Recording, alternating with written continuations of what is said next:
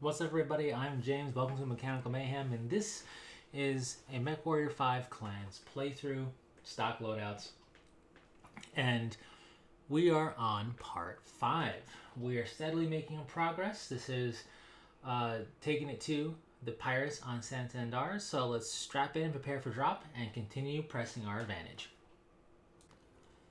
Alrighty, so after target acquisition, we unlocked a whole new mission, Traffickers. It's an assault mission. It has less maximum tonnage than No Stone Unturned, so we're going to do it first.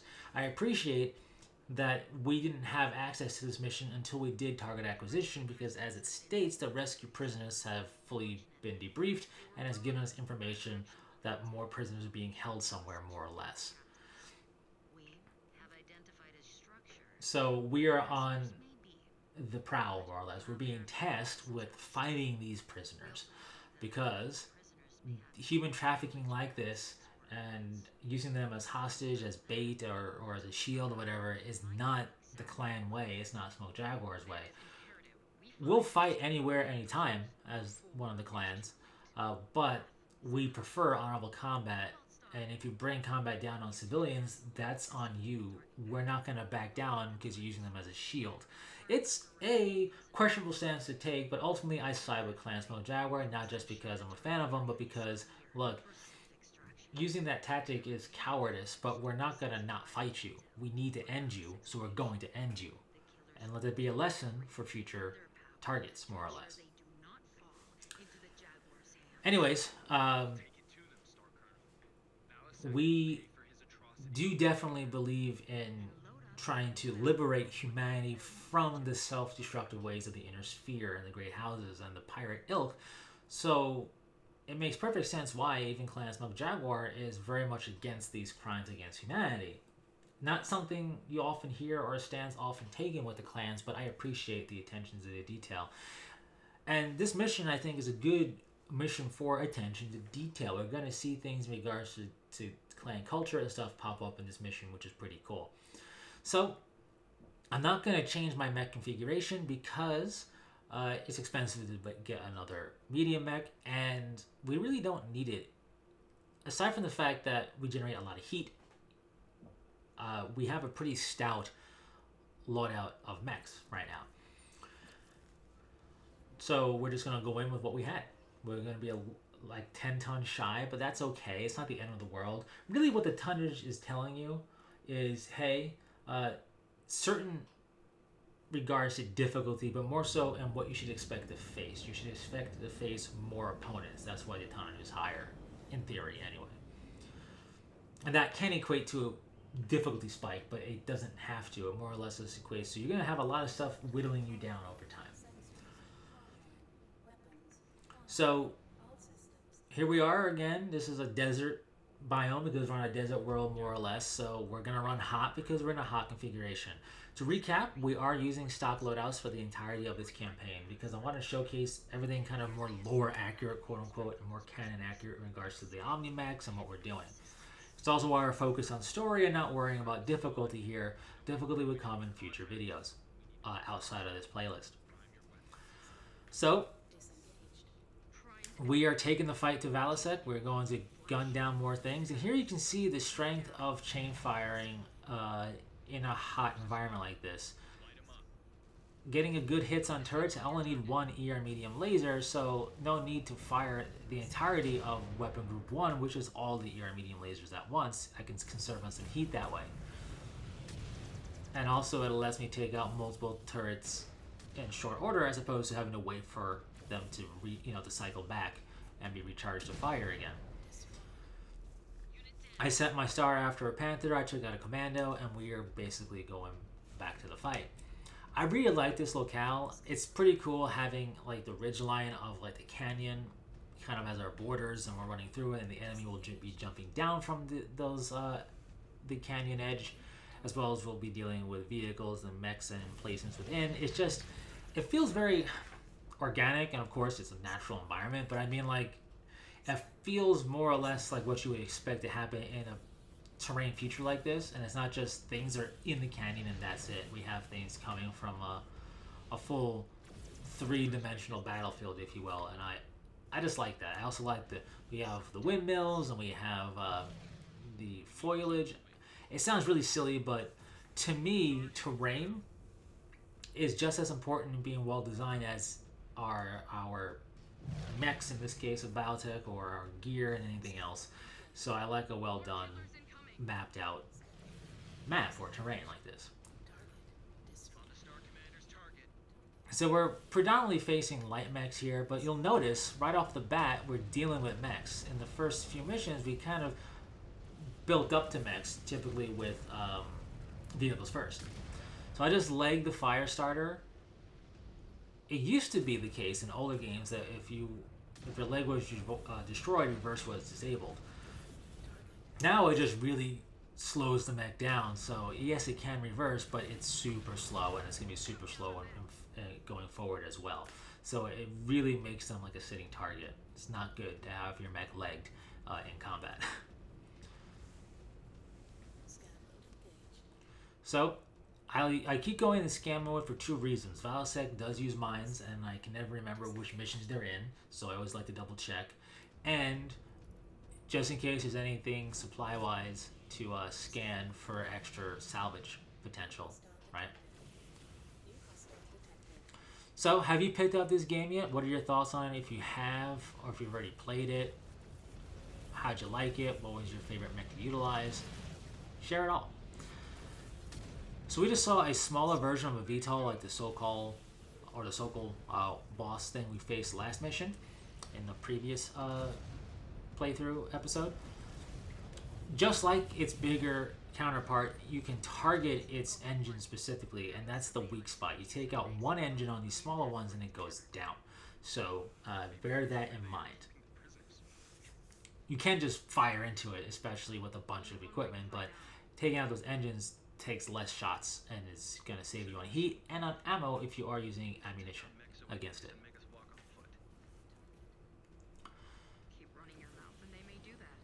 As you can see, we're outranging these turrets because of our clan tech, but these turrets are getting beefier. That one that we destroyed had 4 medium lasers on it, so it's not just an AC2 or a small laser turret anymore. They're getting beefier. Things are getting beefier, and it's ramping up. It's not just going from 0 to 100, and I do like that. So I keep running into spiders. I don't know why, and locusts, but that was the spider. The spider is really more of a nuisance mech in my mind, at least when, in single player campaign stuff. Can it be dangerous? Well, not so much for us anymore, but if you're in a really light mech, potentially, because they are fast as a light mech themselves, but they're really just there to be a nuisance, and they're pretty decent at ambushing, but we take them up pretty easily. But thematically, they fit really well with a pirate force because they can get in and out places.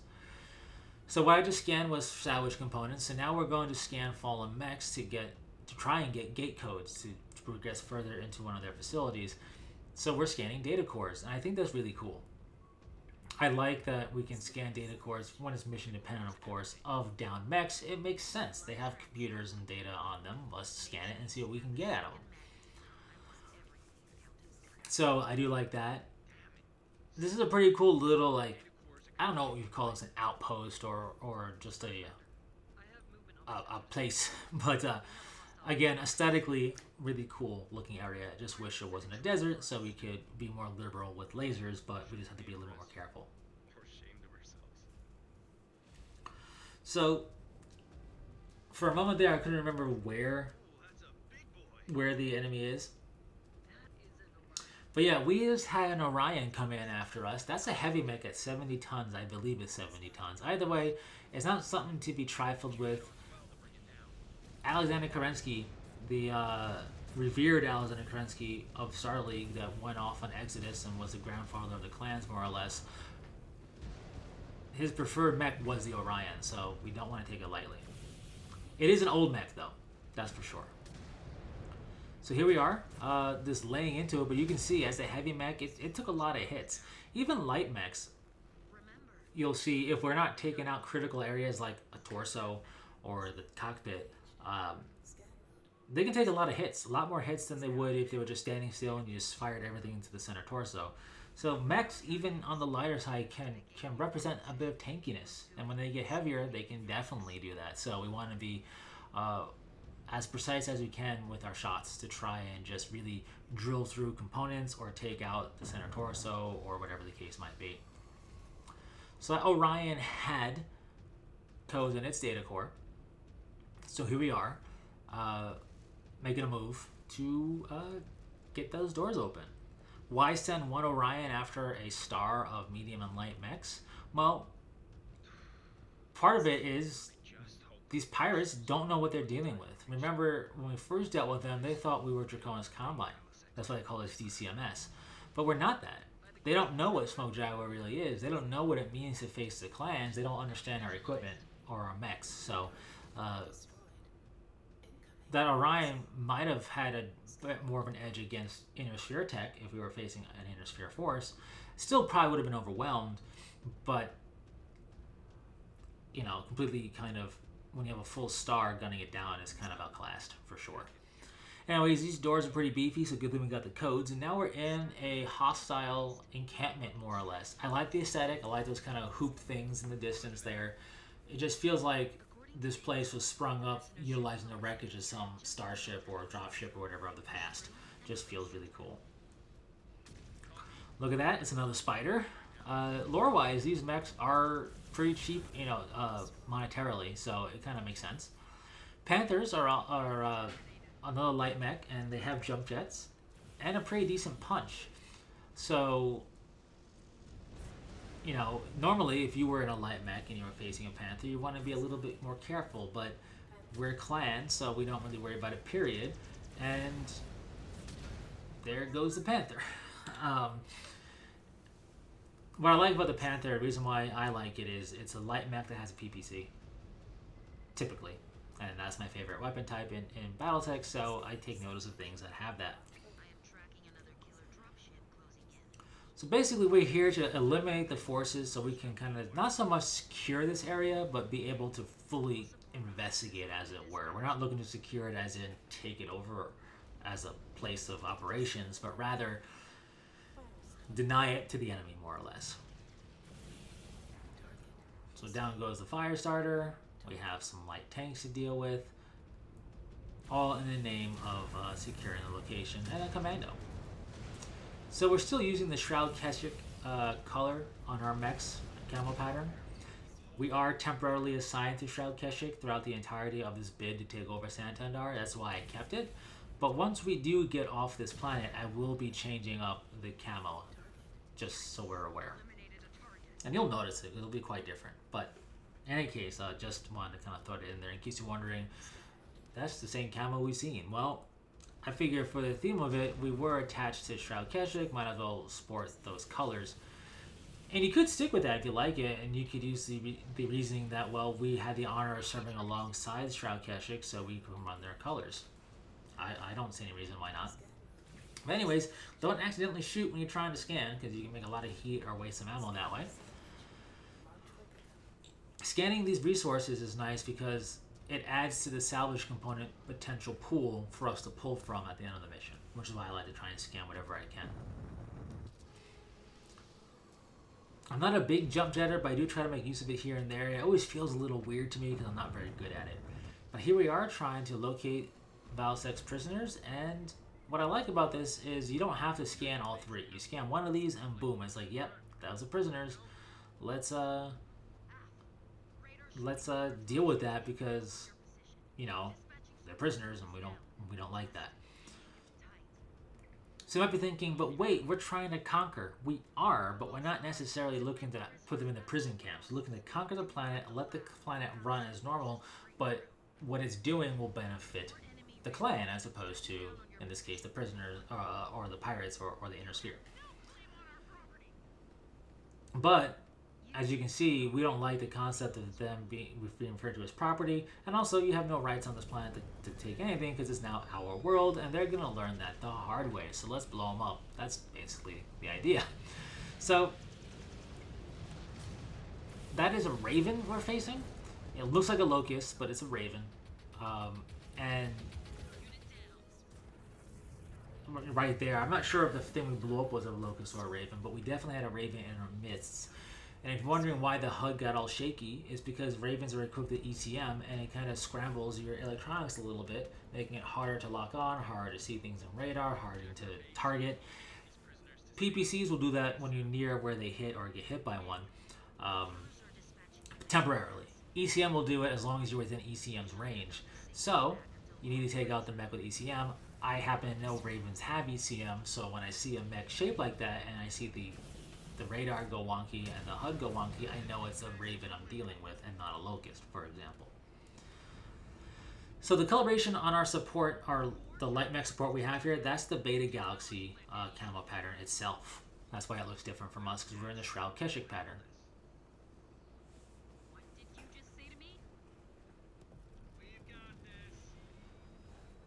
Mechwarrior Liam, you disgraced your namesake with such vulgarity. What vulgarity is Sakan Weaver talking about? Well, Liam said don't and weave. That's the vulgarity. See, the clanners love language. It's a random bit of their lore. And to the clans, contractions is vulgarity because they love language. You should appreciate the language and speak fully, more or less, is their viewpoint. Do they have their own kind of slang, as it were? They do, especially military speak.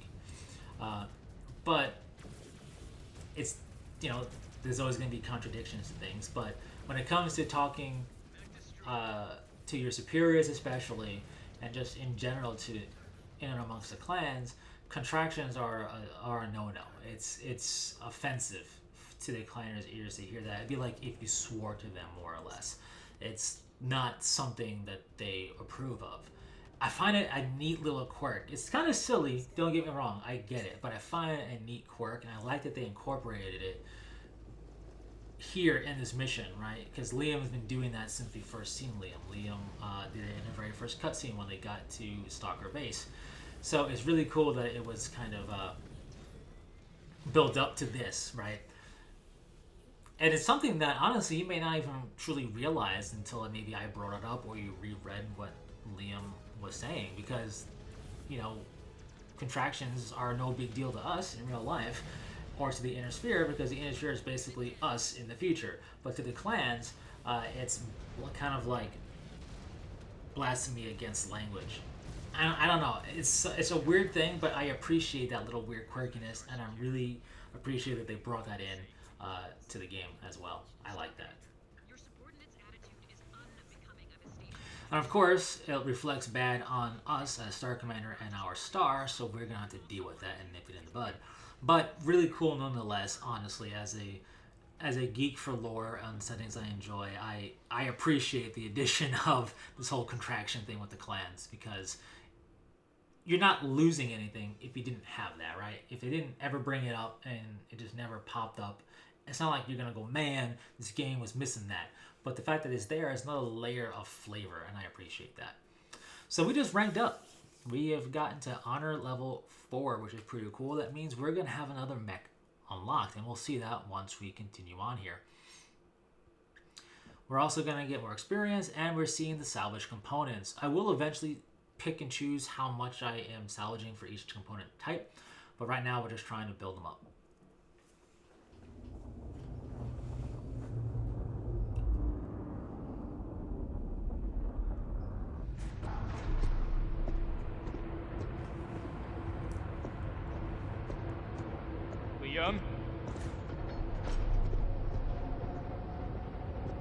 Liam! What? We need to talk.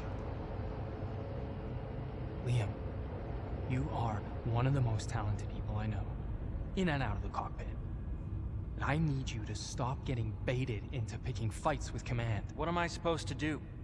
My entire life, they've treated me like I need to live up to the heritage of my namesake, but I never asked to be named after one of our clan's founders. Yeah, we know. Everybody knows. They know exactly how much this gets a rise out of you, which is why they keep doing it. And every time you take the bait and lash out, you make some snide remark, or you talk like a freeborn laborer. And if I just roll over for them, do you think it's gonna get any better? Liam, you talked back to Sakan Weaver like a free birth. Does it ever cross your mind that your outbursts make us all look bad?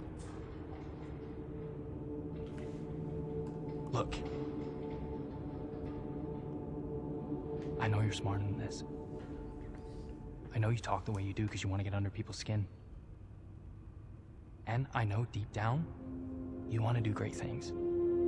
I want to do great things. On my own terms. Not chasing down the ghost of a man I've never known. I want that for you too, but you will never get the chance if you keep this up. All you do is drag us down into the mud with you. And I cannot have that in my star.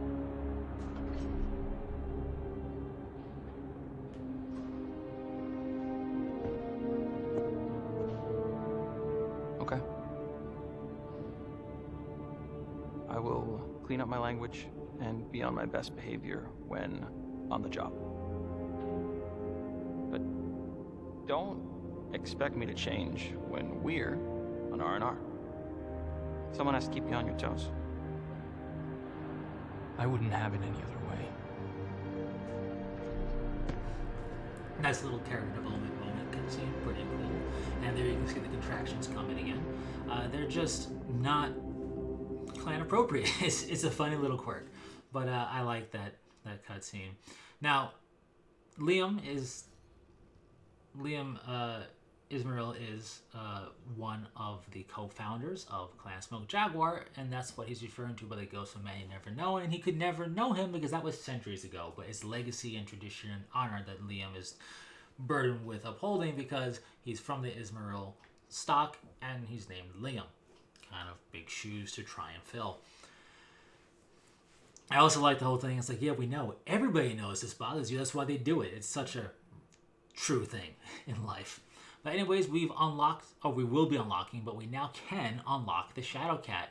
The Shadowcat is our first new medium mech, and actually it's 5 tons heavier than the Viper.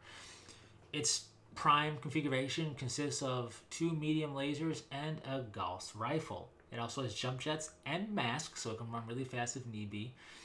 And it's a pretty cool mech. It's a very, very well designed medium mech of the clans. And we'll be giving it to Liam because we are going to try and unlock, we will unlock one of its configurations, which is going to have an active probe and ECM, so it'll be a worthwhile thing for Liam the pilot, considering he does have some electronic warfare as his skills. Gauss rifle is very strong, but at this weight, you're not going to have that many shots. And we'll see in the future, I am going to modify the Adder and give it to Naomi, and we'll see the problem of trying to do certain things with a pretty lightweight mech. Anyways, we're getting some research going, and that's really cool. I have just upgraded my salvage components to max. So now I can get 600 components after every mission, max, which is really cool. Pretty early to do that, but I felt pretty confident in my star's ability and in the damage we were taking and whatnot. So I went ahead and went for it. Now when future rank ups of honor or leveling up of honor, I'll be able to focus on both repair, efficiency, and science lab upgrades to get those to max, and then we can really start cooking with gas, as they say. But that's pretty much it for this edition of this playthrough of Mechwarrior 5 Clans. Really enjoy this game, like I said numerous times. I don't know. I think they did a very good job with it. It feels more like a labor of passion, if you will, and not just a cash grab, which is always good, right? Obviously, they're trying to make money off of this, but you also want them to, or at least you want to feel like they actually cared about the product, and I feel like they did care about this product, all things being said, which is always good. We're pretty close to getting rank 2 or level 2 of evasion on our star mates, but we definitely can get it on us as Jaden. That's bringing us up to a 30% chance of evading enemy attacks, which is quite nice, so we're definitely going to do that. You don't have to go to max, but that's what I'm going to do because I'm weird. So with that said, don't forget to manually save. It's important, that way you don't lose any progress on what you've done. And that's all I got for you. So thanks so much for taking the time to stick through it. Share your thoughts, subscribe if you'd like, and until next time, take care.